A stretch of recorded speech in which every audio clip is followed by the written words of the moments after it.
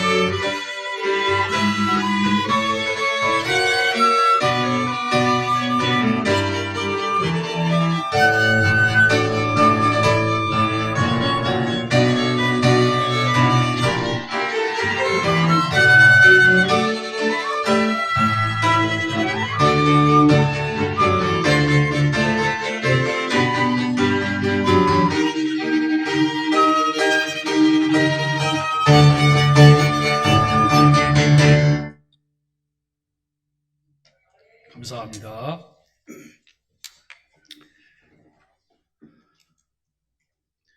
오늘 우리는 야고보서 5장 19절로 20절까지 말씀을 통해서 온전한 그리스도인 진리의 말씀이라고 하는 주제로 함께 은혜를 나누기를 원합니다.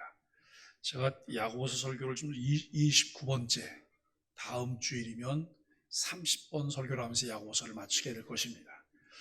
오늘 야고보서 말씀 우리가 함께 묵상하면서 우리는 야고보서는 온전한 그리스도인 되게 하는 그런 책이다라고 하는 것을 함께 전제하면서 말씀을 시작을 했는데, 말씀을 나누기 전에 우리 함께 인사하시죠. 옆 사람 눈을 좀 바라보시면서 여호와께서 지키시기를 원합니다. 여호와께서 은혜 베푸시기를 원합니다. 여호와께서 평강 주시기를 원합니다. 바로 옆에 있는 사람 눈동자를 잘 보시면서 인사하셨어요? 네, 꼭 눈동자를 보시면서 인사하시되 사랑스럽게 바라보시면서 인사하게 되기를 바랍니다.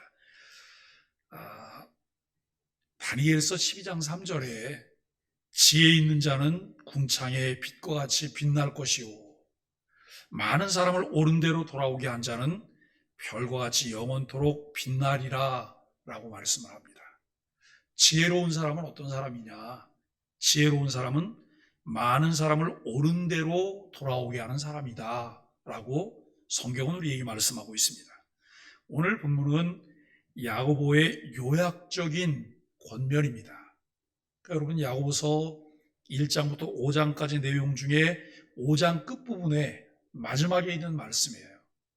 그러니까 서론에서 이 야고보는 뭘 말할 것이다 라고 하는 것이 이제 제시되었다고 한다면, 이 5장 마지막 부분에서는 야고보서는 이런 내용이었다라고 하는 것을 요약하면서 결론을 우리에게 제공하는 내용이죠. 그래서 19절 20절에서 하나님의 백성들을 미혹된 길로부터 보존하고 돌아오게 하는 것이 그리스도인 된 형제들의 사명이라고 하는 것을 강조하고 있습니다. 19절에 미혹하여 진리를 떠난 자를 하나님의 계시된 뜻을 거절하고 그것에 반하는 행위를 함으로써 배역하는 것을 의미해요. 여기 여러분, 미혹하여 진리를 떠났다라고 하는 이 말 속에는 우리가 넓게 본다면 복음을 받아들였다가 복음을 알게 되었다가 이단 사이비로부터 미혹받고 떠난 것으로부터 시작해서 교회를 다니다가 말의 상처를 받고 교회 밖으로 나가서 가난한 교인이 된 사람, 그리고 교회는 나오지만 예배를 들쑥날쑥 하면서 갈까 말까를 매일매일 고민하면서 여러분 마음 아파하는 사람, 이런 사람들까지 다 포함해서 말할 수 있을 것입니다. 여기 20절에서 그렇게 배역하는 자를 돌아서게 하는 것은 바로 그 구원의 길에서 떨어져 나갈 뻔한 영혼을 구원하는 것이고 그들의 허다한 죄를 덮는 결과를 초래할 것이다 라고 하는 선언이기도 합니다. 여기에서 영혼을 구원한다고 하는 의미는 하나님만이 하실 수 있는 사망에서 생명으로 옮기는 사역과 동일한 것이 아닙니다. 이미 구원받은 영혼이 여러 가지 이유로 잠시 진리를 떠나 사망에 빠질 위험에 처했었는데 이를 빠지지 않도록 도와주는 것을 의미하고 있다는 것이죠. 어떻게 그들을 그 미혹의 길에서 진리의 길로 돌아오게 할 수 있을 것인지 야고보는 다양한 방법들을 제시하고 있습니다. 특별히 5장 앞부분에서 이미 언급했던 내용들을 복기해 보면 부자들에게 가난한 자들을 착취하지 말고 회개하여 심판을 면하라고 강력하게 권고하고 있어요. 이것은 그리스도인 부자든 그리스도인이 아닌 부자들에게 하시는 말씀이에요. 그런데 특별히 그리스도인 부자들에게 더 강력하게 말씀하고 있다는 거죠. 가난한 자들은 원망하거나 쉽게 맹세함으로써 심판에 빠지지 말고 욥과 같이 인내함으로 복된 자들이 되도록 하며 기도하고 찬양하여 하나님으로부터 오는 기도의 응답을 경험할 것을 권면하고 있습니다. 히브리서 9장 27절에 보면 한 번 죽는 것은 사람에게 정하신 것이래요. 그 후에는 뭐가 있다고요? 심판이 있다고요. 모든 사람들이 한 번 죽는 것은 정해진 거예요. 그리고 그 후에는 심판이 있어요. 요한복음 3장에 보면 밤중에 예수님을 찾아왔던 유대인의 관원인 니고데모에게 예수님께서는 사람이 거듭나지 아니하면 하나님 나라를 볼 수 없고 물과 성령으로 거듭나지 아니하면 하나님 나라에 들어갈 수 없다라고 말씀하셨습니다. 사람은 누구나 한 번 태어나는데 한 번 태어난 사람은 몇 번 죽게 될까요? 또 여러분, 거듭난 자 두 번 태어난 사람은 몇 번 죽을까요?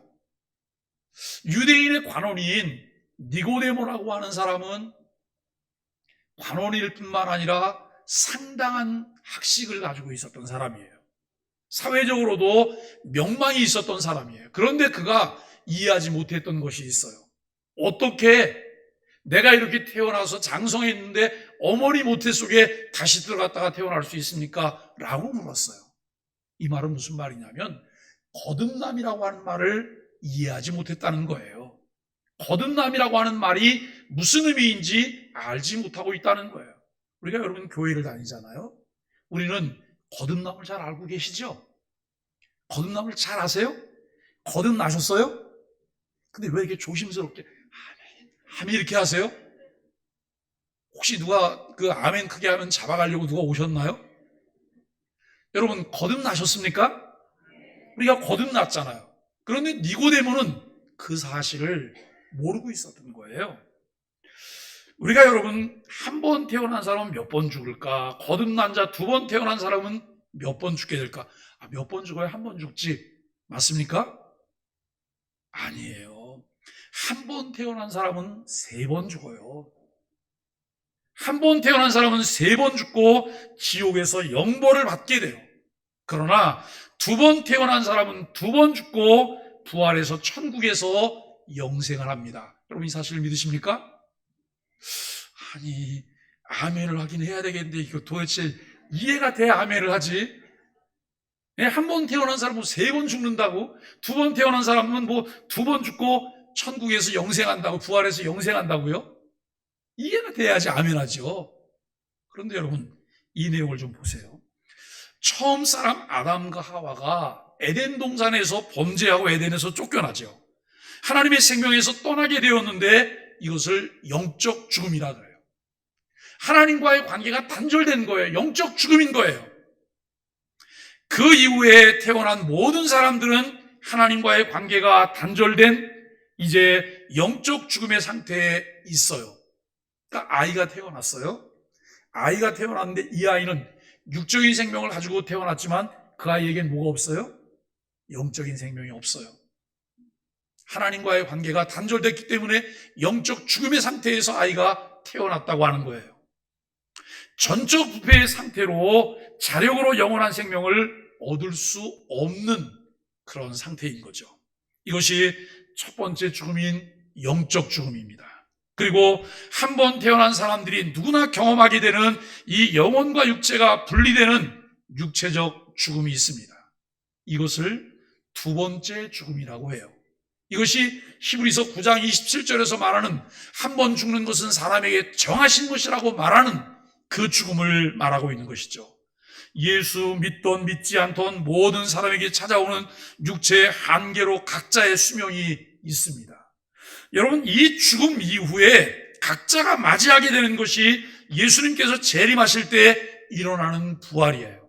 그렇다면 예수님이 천군 천사와 함께 여러분 이 땅에 이제 오세요. 재림하세요.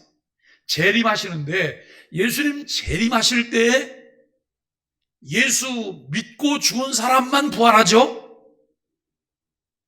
예수 믿고 죽은 사람만 부활하는 거 아니에요? 아니 또 이게 무슨 소리야 이거? 예수 믿지 않고 죽은 사람도 부활해요. 예수 믿고 죽은 사람이나 예수 믿지 않고 죽은 사람이나 다 같이 부활을 해요. 부활은 부활인데 또 이 부활도 두 개로 구분을 하더라고요. 어떻게 구분을 하냐면 여러분 이렇게 구분을 해요. 이제 이 부활 때 믿음 유무를 떠나 모든 사람들이 부활하게 되는데 믿음 유무에 따라서 심판과 생명의 부활로 분류를 한다는 거예요. 예수 믿지 않고 죽었던 사람들이 부활할 때 이 부활을 심판을 위한 부활이라 그래서 심판의 부활이라 그래요. 예수 믿고 죽은 사람들은 영원한 생명에 들어가기 위해서 여러분 이 부활을 생명의 부활이라고 말을 해요. 이때 예수 그리스도를 구주로 믿지 않은 사람들은 심판의 부활을 하게 되고 이제 세 번째 사막인 지옥에서 영벌을 받게 돼요. 지옥에 가서 죽는 거죠.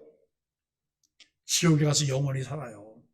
그런데 영생이라는 말을 쓰지 않고 영벌이라고 말을 해요. 이들이 부활하여 심판받고 영벌받는 지옥의 삶을 살게 된다는 거예요. 예수 그리스도를 구주로 믿은 구원받은 사람들은 생명의 부활을 통해서 하나님 나라에서 영원한 생명을 누리게 되는 영생에 들어갑니다. 여러분 사실 믿으십니까? 이 사람들이 누구예요? 우리예요. 나예요. 하나님 접니다 그래요. 하나님 저예요. 그런데 하나님께서 이렇게 말씀하셨다고 생각해요. 너 누구냐? 하나님 저라니까요. 나는 너를 도무지 알지 못하겠는데. 이거 참 얼마나 불행한 일이겠습니까? 오늘 우리는 하나님께서 모든 사람들이 구원받기를 원하셔서 하나님 자신이 누구신지를 알게 하기 위해 계시라는 방법을 사용하셨습니다. 자연 만물을 통해 창조주가 계시다는 사실을 알리시는 자연 계시인 일반 계시를 우리에게 주셨습니다. 그러나 하나님의 생명에서 떠나 있는 사람들은 마음에 하나님을 둘 수 없어요. 왜요? 죽었기 때문에요. 이미 영적으로 죽은 자이기 때문에 그들 스스로 마음에 하나님을 둘 수 없어요. 그리고 그들은 마음에 하나님 두는 것을 싫어해요. 왜요? 어두움 가운데 빛이 비치면 어두움 가운데 있었던 더러운 것들이 다 드러나게 되는 거예요. 이것 때문에 여러분 마음에 하나님 두기를 싫어하죠. 그러나 사랑이신 하나님께서는 사람을 구원하시기 위해 구원 계획을 세우세요. 점진적이고 구체적인 방법들을 통해서 그 일을 이루어 가십니다. 일반 계시인 자연 계시를 통해 창조주 하나님을 알리시고 특별 계시인 하나님의 말씀을 통해 세밀하게 하나님이 누구신지 우리에게 알려주십니다. 특별 계시에서는 우리를 위한 하나님의 사랑이 어떻게 나타나는지를 알게 하시고 그 구원 계획을 충분히 알게 하셨습니다. 긴 세월 다양한 방법으로 메시아를 약속하셨고 때가 찼을 때 독생자 예수님을 이 땅에 보내주셨습니다. 사람들이 신에 대한 갈망을 갖고 있었고 메시아의 오심을 기다리게 되었습니다. 그런데 하나님이 주신 계시를 통해 하나님을 알고 하나님의 약속의 내용을 분별해야 되는데 자신들의 자의적인 생각과 구전이나 전통을 통해 자신들이 기대하는 메시아를 기다려요. 여러분 자의적인 해석을 하는 거예요. 아마 메시아는 이런 분일 거야. 그래서 여러분 메시아 그러면 메시아는 그런 권위를 가진 자일 것이고 분명히 군림하는 자일 것이고 그래서 사람들 머릿속에 여러분 생각나는 게 뭐예요? 백마를 타고 망토를 이제 휘둘리면서 나타나는 그 모습을 자꾸 연상을 해요. 그래서 여러분 이단 교주들은 전부 다 백마를 탔어요. 이만희를 비롯해서. 그런데 저 북한에 있는 김일성이나 여러분 김정은이나 김정일도 다 여러분 백마를 타요. 참 어리석은 모습이에요. 우리가 볼 때는 우스꽝스럽게 짝이 없는데 그 사람들은 그것이 최고인 줄로 생각해요. 왜요? 거기까지밖에 생각을 못하기 때문에. 그런데 여러분 생각해 보세요. 하나님께서 약속하신 메시아는 백마를 타고 오시지 않았어요. 천하를 호령하시면서 그분이 오시지 않았어요. 그분이 초림하실 때에는 누일 곳이 없는 초라하고 누추한 마국간의 말 밥그릇에 예수님이 태어나셨어요. 그분이 세상을 심판하기 위해서 재림하실 때 그분의 모습은 어떨까요? 초림의 모습과는 완전히 다른 모습이죠. 이제는 심판주로 오시는 거예요. 초림 때에는 그분이 평화의 왕으로 구원해 주러 오셨기 때문에 그분은 낮은 모습으로 오셨어요. 그런데 여러분 사람들은 메시아를 그렇게 생각하지 않아요. 왜요? 성경이 계시하고 성경을 통해서 가르쳐 주셨던 선지자들이 전했던 내용들을 정확히 알지 않고 알려고 하지 않고 자기들 마음대로 해석을 해냈기 때문이에요. 정작 하나님께서 약속하시고 보내신 메시아가 이 땅에 오셨지만 사람들은 메시아를 알지 못했어요. 메시아를 알지 못했으니까 당연히 영접할 수가 없었겠지요.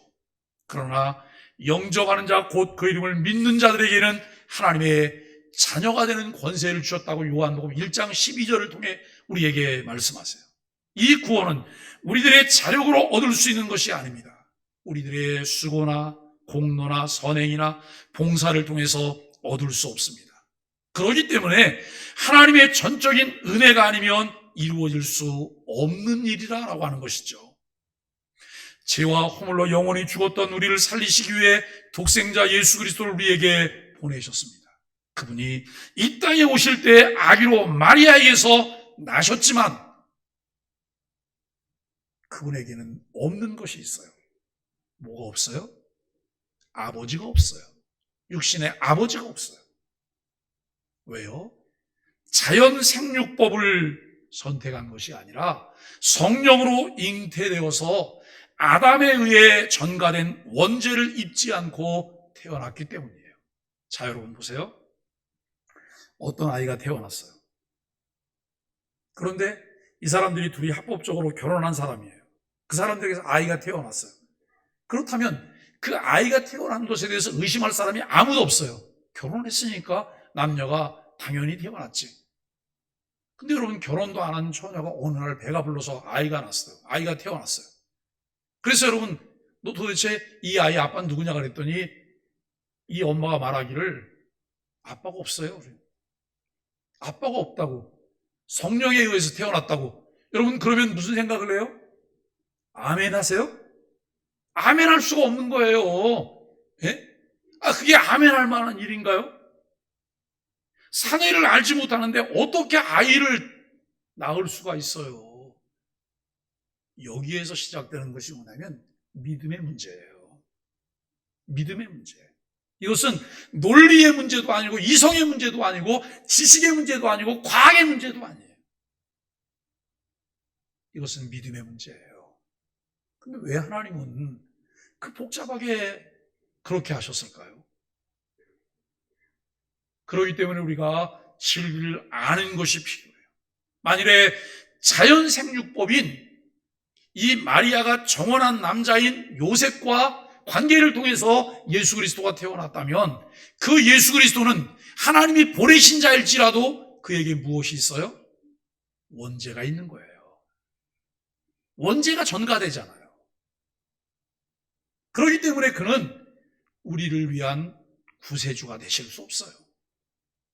그런데 성령으로 잉태되심으로 여러분, 아담에 의해 전가되는 원죄를 입지 않고 태어나실 수가 있으셨죠. 아담 이후에 태어난 모든 사람은 하나님의 생명에서 떠나 있는 영적 죽음의 상태였으나 예수님은 성령으로 잉태되었기 때문에 그것과는 무관하다는 거예요. 온 인류의 죄를 대신 짊어지실 뿐만 아니라 죄의 싹은 사망이라고 하는 율법의 요구를 온전히 이루셨어요. 우리는 간혹 이렇게 생각을, 아니 그냥 하나님의 아들 예수님이 오셔갖고 우리 죄를 그냥 다 대신 담당하시면 되지, 무슨 원죄를 자꾸 그게 뭐 있어. 하나님인데. 근데 여러분, 하나님은 그런 하나님이 아니세요. 하나님은 사랑의 하나님이시며 그 하나님은 공의의 하나님이세요. 그 사실을 믿으시죠? 그런데 우리는 엿장수 마음대로 하려고 해요. 왜요? 힘이 있다면. 힘이 있다고 여러분 엿장수 마음대로 하려고 해요. 근데 하나님은 절대 그렇게 하시지 않으세요. 율법의 요구를 이루시기 위하여 죄 없는 하나님의 아들 예수 그리스도를 이 땅에 사람으로 보내셔서 그 죄를 대신 담당하게 하세요. 대신. 구원은 우리의 노력에 의해 이루어지는 것이 아니라 하나님의 전적인 은혜로만 가능하다는 거예요. 하나님이 주신 은혜로 그리스도이신 예수님을 믿어 구원을 받습니다. 이것은 우리의 힘으로 된 것이 아니라 하나님의 선물입니다. 그것은 우리의 선행으로 된 것이 아니므로 아무도 자랑할 것이 없습니다. 이렇게 우리가 구원을 받았지만 구원이 완성된 것은 아닙니다. 그 구원은 약속이며 보증이에요. 그 구원, 약속된 구원이 완성되기까지 우리는 이 땅을 사는 동안 점진적 성화의 과정을 거치게 돼요. 여러분, 우리가 구원의 확신을 갖게 되는 그 순간 호련히 변화되어서 온전한 하나님의 사람이 됐다고 하면 여기가 어디예요? 여기가 천국이에요. 그런데 천국인 줄 알고 왔더니 지옥이더라고요. 웬 쌈박질을 그렇게 하시는지, 웬 남 얘기를 그렇게 하시고 뒷담화를 많이 하시는지, 그리고 내게 무슨 약점만 드러나면 뭐 그냥 뭘 만난 것처럼 그렇게 들춰내면서 흔들어대는지. 여기가는 천국일 리가 없잖아요. 그런데 여러분, 그건 당연한 거예요. 안산 고대병원 갔더니 안산 고대병원에 굉장히 제일 많은 사람이 누구예요? 의사가 제일 많아요? 뭐가 제일 이 간병인이 제일 많습니까? 아니에요. 의사, 간호사, 간병인보다 더 많은 사람이 환자예요. 그 환자를 보면서 우리가 여러분 이렇게 말하는 분 계세요? 저 사람은 왜 여기로 온 거야? 왜 여기로 와갖고 저렇게 신경 쓰이게 해? 그렇게 말하는 사람이 아무도 없을 거예요. 왜요? 환자는 병원 가는 게 당연하잖아요. 우리가 불완전한 사람이고 죄인이고 허물 많은 사람이기 때문에 여러분, 영적 병원인 예배당에 오는 것은 너무나 당연한 것 아닐까요? 그런데 나도 죄인이고 저 사람도 죄인이고 다 똑같은 죄인인데 왜 다른 죄인을 보면서 자꾸 뭐라 그래요? 다른 죄인을 보면 얼마나 아프냐고 물어야 돼요. 나는 이렇게 많이 아픈데 당신은 얼마나 아프냐고. 그죠? 그리고 그 사람을 측은히 여기고 긍휼히 여겨야 되는 것이잖아요. 하나님께서 우리에게 주신 은혜가 그 은혜예요. 여러분, 그 과정 가운데에서 점진적으로 하나님이 우리를 성화시키세요. 자, 여러분, 고대병원 갔는데 고대병원에 간 사람들은 전부 다 병이 났고 다 살지요. 아무리 아픈 사람도 병원에 가시면 점점 나아서 다 완쾌되시죠? 아니에요?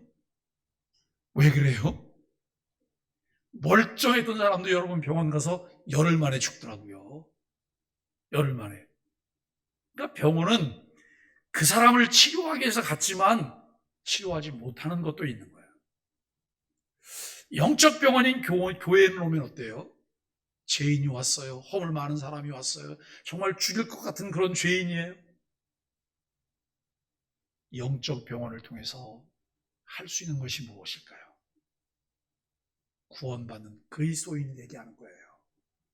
점진적인 성화를 통해서 예수 그리스도를 닮아가게 하는 것이 교회인 거예요. 하나님은 그 은혜를 우리에게 주셨어요. 하나님의 사랑과 세밀한 구원의 은혜를 입어 자녀의 권세를 입어 이제는 예수 그리스도의 성품을 닮아가는 자녀로 성장해야 합니다. 그런데 우리들의 신앙생활에는 수없이 많은 걸림돌이 있습니다.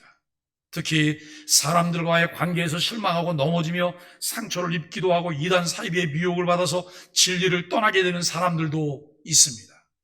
야고보는 오늘 말씀에서 흩어진 12지파, 곧 흩어져 있는 하나님의 새로운 이스라엘, 하나님의 새로운 교회가 진정 진리에서 떠나 헤매지 않기를 애타게 바라고 있다는 거예요. 너무 정신없이 방황하다가 영적 병원인 교회를 만났어요. 교회를 붙잡게 됐어요. 그래서 이제 여러분 안정감을 느끼면서 뭔가 뿌리를 내리려고 그래요. 그런데 옆에 있는 사람이 뿌리를 내리도록 나를 도와주는 게 아니라 왜 이렇게 흔드는지 모르겠어요. 네? 교회에서 여러분 목회나 한다고, 교회에서 목회나 한다. 교회에서 목사라고, 교회에서 장로라고, 교회에서 권사라고, 교회에서 집사라고 다른 사람을 자꾸 흔들어대요. 언제까지 흔드냐면 견디지 못하고 떨어져 나갈 때까지 흔드는 거예요. 말은 그렇게 하지 않지만 늘 속으로 이렇게 떨어져, 지옥이나 떨어져라, 지옥이나 떨어져라. 여러분 이러고 있다고 생각해 보세요. 이게 과연 합당할까? 근데 여러분, 그러면서 지옥으로 떨어지는 사람들이 얼마나 많겠어요. 예? 그러면서 교회를 나오지 못하고 교회 밖으로 나가는 사람들이 얼마나 많이 있겠어요.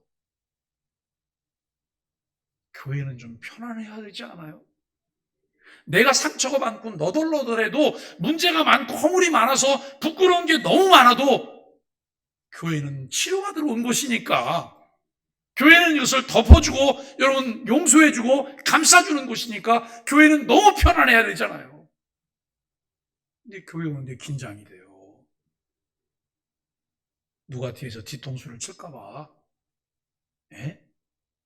누가 말폭탄을 던질까봐, 그리고 누군가 여러분 칼로 나를 푹 찌를까봐 긴장이 되는 거예요. 조심해야 되고 긴장해야 되고. 어느 목사님이 자녀들과 함께 오래간만에 저녁 식사를 하게 됐어요. 저녁 식사를 하는 중에 이런저런 즐겁게 식사를 하는데 딸아이가 이런 얘기를 하더래요. 아빠, 목사님 딸로 사는 게 얼마나 힘든지 아세요? 그랬더니 아들이 또 그래. 아빠, 목사님 아들로 사는 게 얼마나 힘든지 아세요? 그러면서 힘든 얘기를 막 하더래요. 그래서 이 목사님이 정말 힘들지?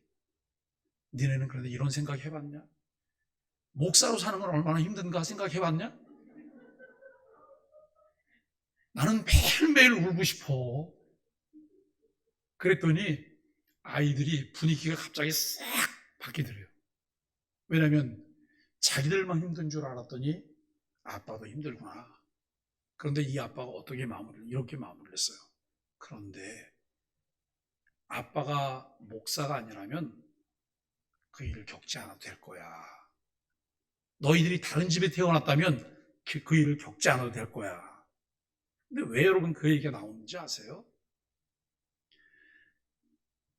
이 아들이 초등학교 5학년 때, 6학년 때 교회 담임 선생님이, 주일학교 선생님이 굉장히 아이들을 많이 사랑한대요. 근데 이 아이가 지금 청년이 됐는데도 그 주일학교 선생님이 이 아이들에서 늘 기도할 뿐만 아니라 가끔 먹을 걸 사주기도 하고 용돈도 준대요. 청년으로 사는 게 얼마나 힘드냐고. 와, 주일학교 선생님 대단한 분이시죠?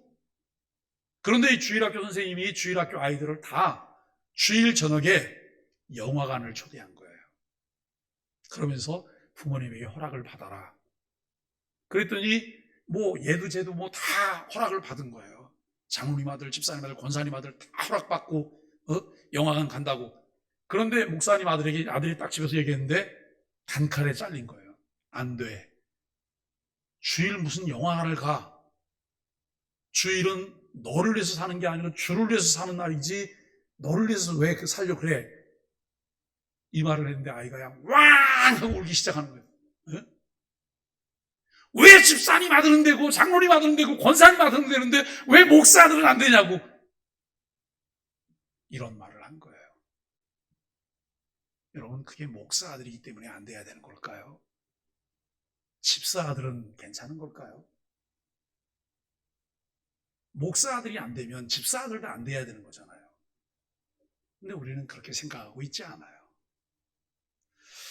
어떨까요? 우리가 정말 진리에서 떠나 헤매지 않기를 애타게 바라고 있지만 우리는 오늘도 밀어내고 있는 것은 아닐까요? 오늘도 우리가 다른 사람들을 흔들어대고 있는 것은 아닐까요? 그들을 돌아서게 하라고 말씀합니다. 그들을 돌아보게 하는 것이 야고보가 이 서신을 썼던 가장 뜨거운 목적입니다. 예수 그리스도께서 십자가의 대속의 죽음이라는 엄청난 값을 지불하고 우리를 사셨는데 사람들 때문에 상처받고 세상 속으로 흩어져 있다고 하는 거예요. 교회의 머리이신 예수 그리스도의 몸의 지체로 그에게 연합되어 있어야 하는 교회가 그들이 처한 세상 한복판에서 온갖 유혹에 미혹되어 죄에 붙잡히고 그것을 잉태하고 거기서 사망으로 내달리는 길을 가고 있기 때문이에요. 그들의 마음이 둘로 나뉘고 있습니다. 한쪽은 하나님께 발을 딛고 다른 한쪽은 세상을 향해 발을 딛고 있습니다. 그는 진리를 떠나 미혹되고 있습니다. 너희 중에 누구든지 진리를 떠나는 자를 보거든 그를 붙들어 돌이켜야 한다는 야고보의 애타는 호소는 절박하기 이를 데 없습니다. 이것이 야고보의 중심에 불타오르는 간절한 메시지입니다. 야고보가 그리스도 안에서 형제인 흩어진 12지파와 오늘을 살아가는 우리 그리스도인들에게 전하는 메시지입니다. 우리가 예수 그리스도를 주로 믿고 하나님의 자녀가 된 것은 우리 안에 심겨진 진리의 말씀 때문입니다. 우리 안에 예수 그리스도의 DNA가 있다는 말이에요. 우리 안에 하나님의 DNA가 있다는 거예요. 그렇기 때문에 우리는 그를 떠나서는 살 수가 없는 사람들이라는 거예요.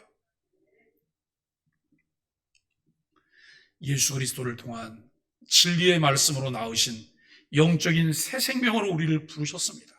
능히 너희를 구원할 마음에 심긴 말씀을 주시기까지 우리를 택하시고 개개인을 지명하여 하나님의 자녀가 되게 하셨는데 너무 쉽게 진리를 떠나 세상을 따라 곁길로 나아갑니다. 하나님께서 그들에게 주신 하나님의 백성으로서의 정체성과 그 정체성에 포함된 영원한 길이 있습니다. 그런데 이 진리의 말씀과 더불어 살고 또한 영영이 서는 길에서 벗어나고 마침내는 자신들이 누구인지조차 모르게 되는 혼돈 가운데 빠지게 된다는 것이죠. 수많은 사람들이 사람들과의 관계 때문에 교회를 떠나 있고 이단 사이비의 미혹 때문에 진리를 떠난 사람들이 있습니다. 이미 예수 그리스도를 주로 믿어 그들에게 정해진 길이 있음에도 그 정해진 길을 벗어나 방황하고 다니고 있다는 거예요. 상처받아 교회를 떠나 방황하는 사람이나 자기 욕심 때문에 교회를 떠나 방황하는 사람들, 이단 사이비에 미혹되어 방황하는 사람들, 참된 진리를 떠나 방황하는 모든 사람들이 다 포함됩니다. 이단으로 간 것처럼 조금 더 심각하게 방황하는 사람들을 비롯해서 일시적으로 방황하는 사람들이 있습니다. 분명 예수를 믿는데 어떤 사람은 한동안 예배 참석 안 하고 방황할 수도 있고 교회 예배에 나오지만 마음속으로 방황하는 사람도 있습니다.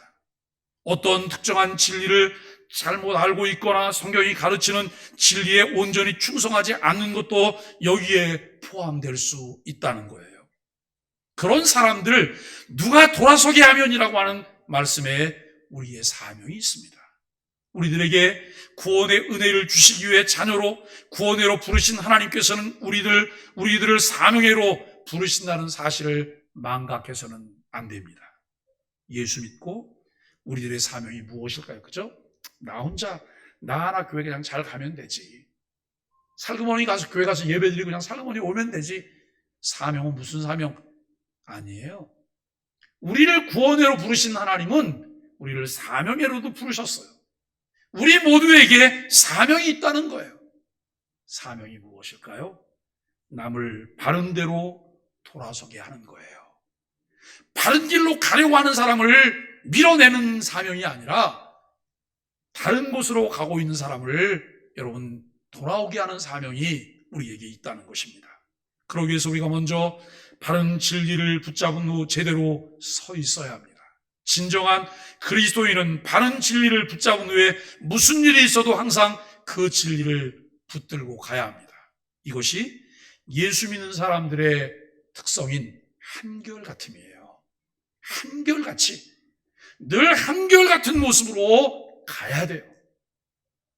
한결같은 모습으로 가야 되는데 하나님 아버지를 바라보면서 가는 거예요.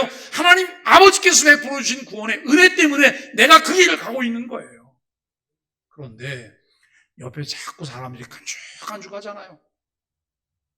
마음에 동요가 있어. 아이, 저 인간 꼴 보기 싫은데 교회를 가지 말아야지. 교회 가면 저 인간 또 안내하고 있을 건데. 이런 마음이 일 수도 있잖아요. 그런데 치시면 안 돼요. 내가 꼴 보기 싫은 그 사람 때문에 교회를 나가는 게 아니잖아요. 그 교회 가운데 임재해 계신, 교회를 위하여 자기 목숨을 버리신 하나님의 아들 예수 그리스도를 믿는 믿음 때문에 우리가 여러분 교회를 나오는 것이잖아요. 그리고 왜 그 꼴보기신 사람에게 여러분 교회 주인 되게 해요?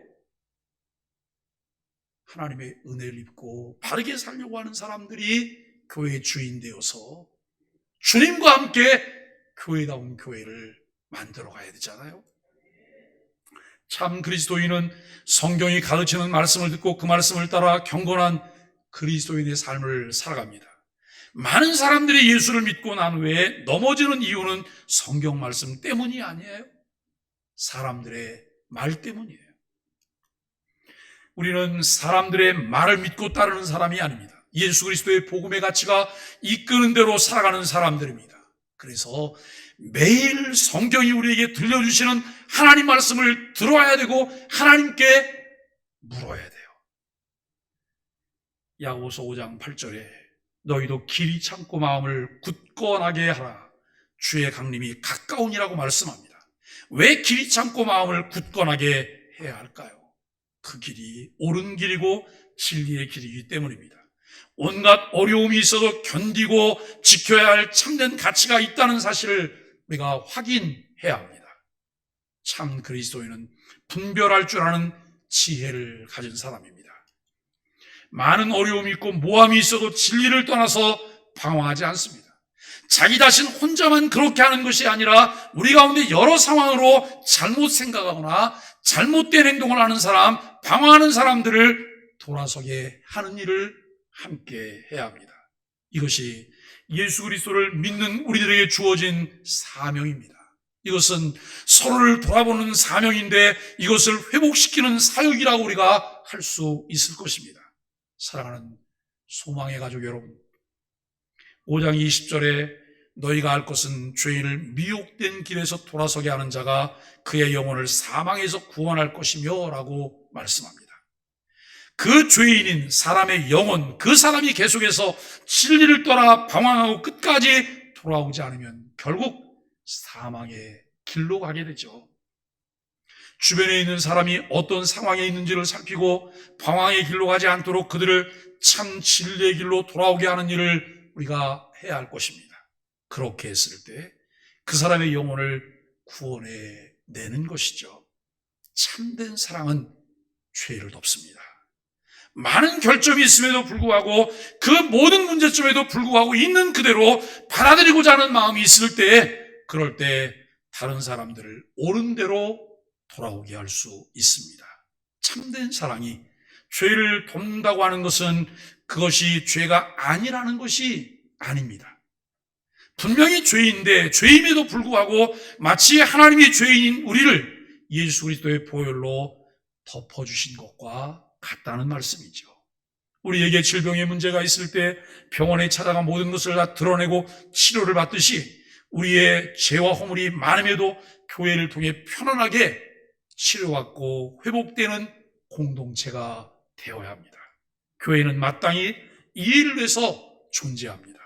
교회다운 교회, 그리스도인다운 그리스도인은 진리의 말씀으로 다른 사람들을 옳은 대로 인도하는 지혜를 가진 공동체와 지체입니다. 주께 주신 그 은혜로 우리가 지혜 있는 자, 많은 사람들을 옳은 대로 인도하는 사람들이 되기를 예수 그리스도의 이름으로 간절히 축복합니다. 우리 함께 인사하겠습니다. 아시레 예수님 때문에 당신이 최고십니다. 우리 소망의 교회에서 함께 예배할 수 기쁩니다. 사랑하고 축복합니다. 428장 찬송하겠습니다.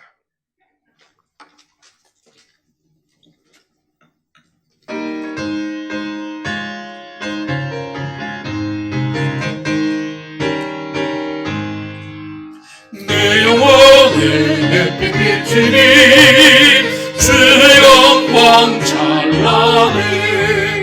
이 세상 어떤 빛보다 이 빛도 빛나네. 주의 영광 빛난 광채 내게 비춰 주시옵소서. 그 밝은 얼굴 배울 때 나의 영혼 기쁘다. 내 영혼에 노래 있으니 주 찬양합니다. 주께 계시사 가득 보게 계시네 주의 영광 빛난 광채 내게 비춰 주시옵소서 그 밝은 얼굴 배울 때 나의 영혼 기쁘다 내 영혼에 봉답되어서 주 함께 하실 때 그 평안 내게 깃들고 주 은혜 꽃피네 주의 영광 빛난 광채 내게 비춰 주시옵소서 그 밝은 얼굴 배울게 나의 영혼 기쁘다 내 영혼에 희락이 있고 그 소망 넘치네 주의 수복을 주시고 또 내려주시네 주의 영광 빛난 광채 내게 비춰 주시옵소서 그 밝은 얼굴 배울 때 나의 영광 기쁨